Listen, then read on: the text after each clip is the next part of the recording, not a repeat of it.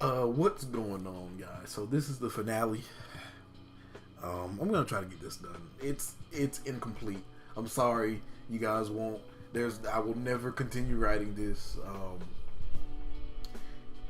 Maybe in an alternate universe I completed this, but in this universe I didn't. I gave up on this when I was 13, probably somewhere around there. But continuing with the misadventures of Stewie, Mario, Zelda, and Link.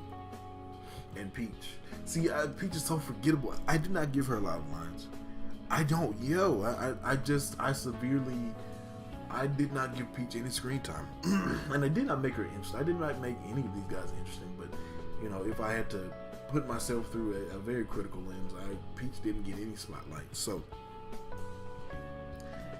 after Bowser and Ganondorf wreck Link and Mario, as their typical high school bully selves, they make their way to the mall where they see Zelda entering, and then they catch up.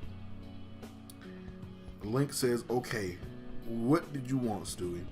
Stewie gets his phone back from her. So it shows, in a weird way, that Link and Mario almost trust. There's a word I'm looking for. They almost sort of do what Stewie said. Like, they have this sort of reverence for him. They respect him, and there's almost an element of Stewie just somehow gets his way with them. I hope I didn't make that sound too weird, but yeah, Stewie he's just that popular, or he's just that cunning, manipulative, smart, charismatic. He's just Stewie. So they sort of do whatever he want, and they were just following along with his plans without any actual clue what he wanted from Zelda, and they just ran after her anyways. Partially because, you guessed it, Mario and Link have a crush on them anyway, so they'll do whatever they have to spend time with them. They probably don't even know it yet at this point, but they have a crush on Link, Zelda, and Peach.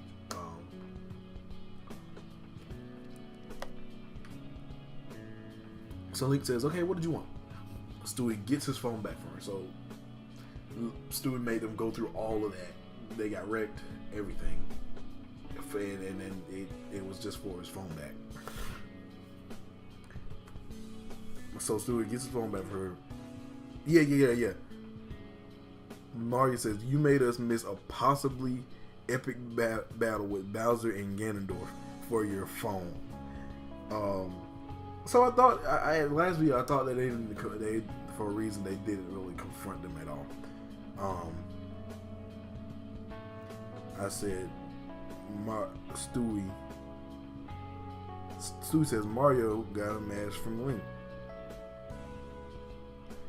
So obviously further connecting Stewie with the residents of this world, Stewie feels the need to tell Zelda, "Look, Mario got a mask from Link." And they almost have this connection where it's like, you know what that means, and then Zelda's like, "Yeah, I'm really smart. I know about these things." And then Zelda says, "Try it on." So Mario immediately puts it on because he thinks Zelda's cute as well as Princess Peach. Plus, this story needs to go on somehow, right? So Mario puts it on, and from a directorial standpoint, the camera pans from Mario as you see, it's almost like Handsome Squidward, where you didn't really see Squidward until it was like 5 minutes later. SpongeBob was like, "Oh," and all you saw was SpongeBob's reaction, and you see everyone else's reaction before you see Squidward's actual handsome face. So Mario puts it on. All four of their eyes get bigger, so we're only seeing their reaction. Mario takes it off and puts it away. So you know how game characters always like put away item. They do this and it's gone. It's completely gone. So that's sort of like the game mechanics were still turning in my head. The only games that I had experienced at that point, they were just turning in my head. I was like, okay, we're gonna do it like this. We're gonna do this. We're gonna give these guys a callback to their own games and their own game mechanics. Certain tropes of video games. So Mario takes it off, puts it away. Zelda says, "Link, let's go get more practice in for the Loft Link." So Here's where I directly refer to them as the Skyward Sword renditions of Link and Zelda, because that's the only game the Lawful Link appears in. And it's really interesting because originally it was going to be a different version of Link. Personally, I think Skyward Sword Zelda is the best Zelda. She's the most attractive looking Zelda. So yeah, but where was I? So yeah, I was obsessed because that's when I looked at Let's Plays and stuff like that. So I was infatuated with Skyward Sword. Originally, it wasn't going to take place at Skyward Sword. Originally, the only settings would be the school, the mall, and Stewie's party. Like, those are the only settings that I had stuck in my brain. I don't even, taking a look back at this. So they don't immediately describe what they see. They don't say, "Oh, you're handsome now," whatever. So Link, let's go get more practice in for the Lawful Link for the ceremony today. So it's almost like a high school sort of shoved in between the off-screen time of video game.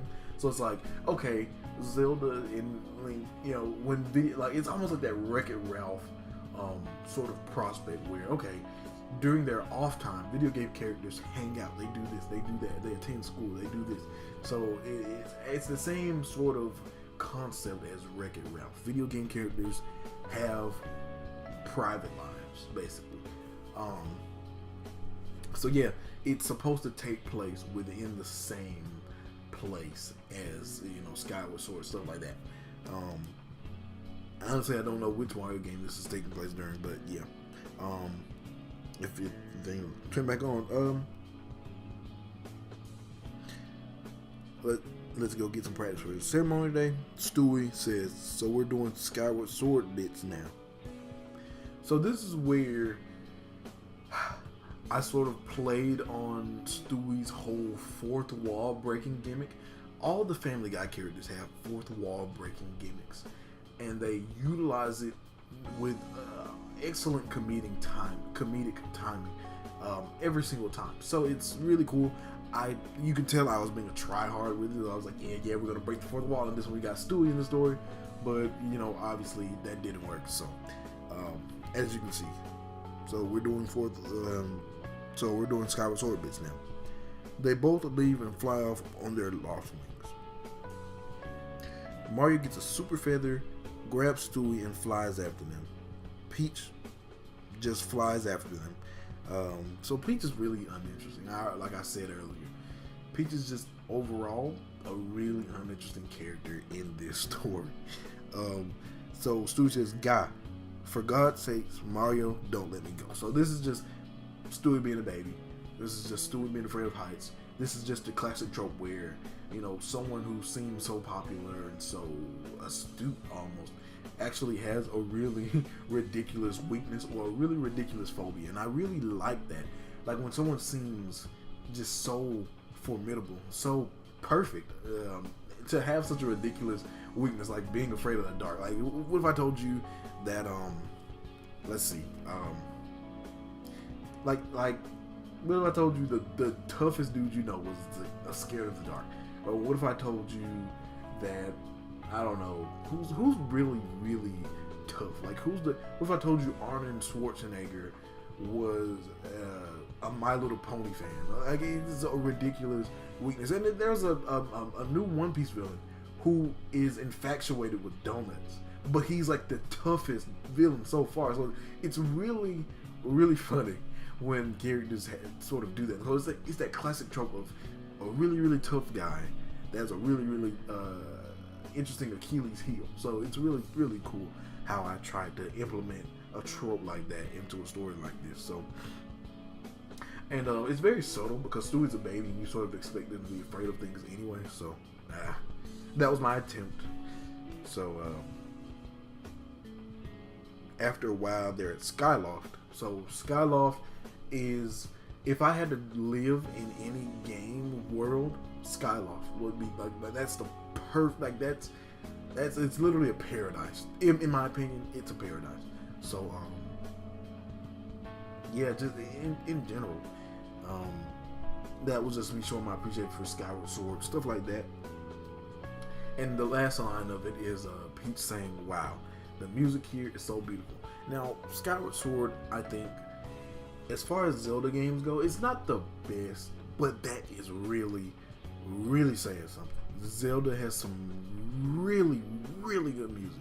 Now, listen to Skyward Sword soundtrack, and you come back to me and say, "You're saying this is the best music in the series?" Yes, Zelda. Probably, like, overall as a series, probably has some of the greatest music in all of gaming, but whatever.